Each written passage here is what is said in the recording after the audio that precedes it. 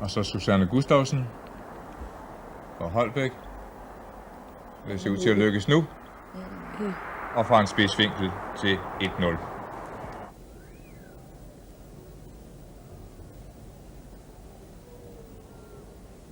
Nu er det muligt kommet. Og nu kommer målet, røber Lis Petersen. Det tør nok sige at være fra en spidsvinkel.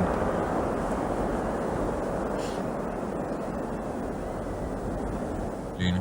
Det var ligesom om, at målmanden mange gange trak tiden lidt ud her i anden halvleg, for det er som om, de var bange for at tæve med for stort, ikke?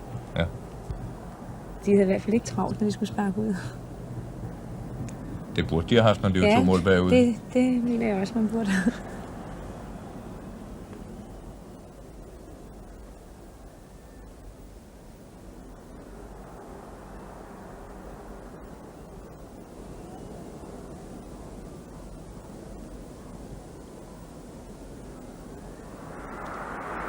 Og så Susanne. Se der målmanden, han bedømmer. 3-0.